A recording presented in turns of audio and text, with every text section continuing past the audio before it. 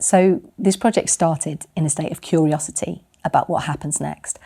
And each creature who encounters the sound has a different idea about what it is and feel terrified or angry or isolated, but they end up being united by this experience of hearing this terrifying sound.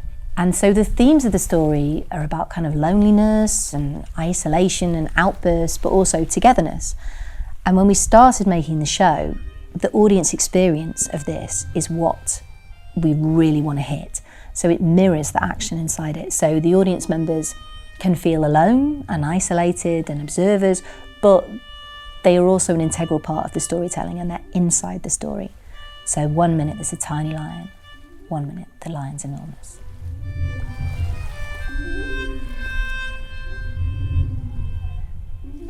So we've been collaborating with an illustrator, a composer-musician, a puppet designer, a puppet director, a movement director, and then myself and another performer.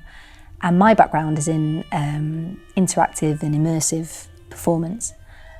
So we at Frank and Wild are very interested in the audience experience of how this works. So what we decided to do in the time that we had was to see how we could blend these elements into a sketch of the show to share with audiences. We've been based at Theatre Reflection and we did a full week of test audiences with different children of different ages and backgrounds from the Communa. And we've been working with Teaterhuset here to find the test audiences.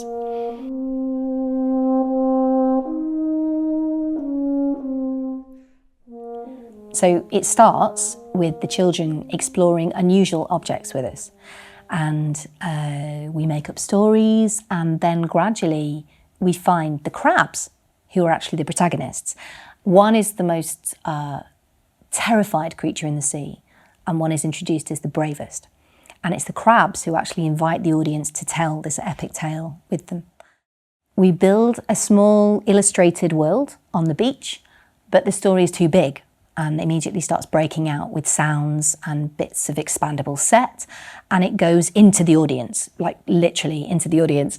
And they start manipulating waves, they're making the soundtrack with us, and we record their samples on a digital sampler and manipulate them to create the show together. And they're totally inside the story world and involved in what we do.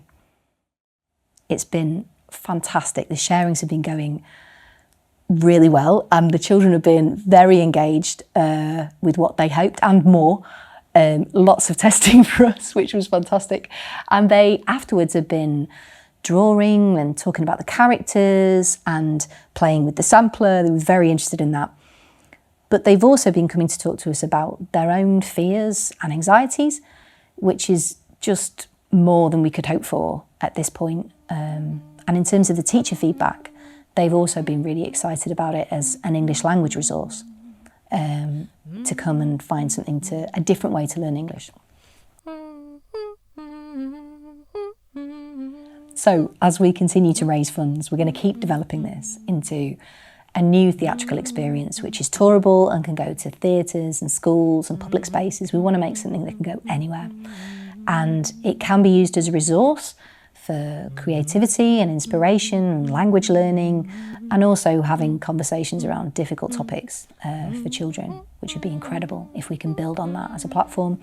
But also just to be enjoyed as a shared experience where you as an audience member feel seen and welcomed into the experience and to be inside of it as it's being made. So hopefully you leave with some great memories and are full of just new stories that you want to tell.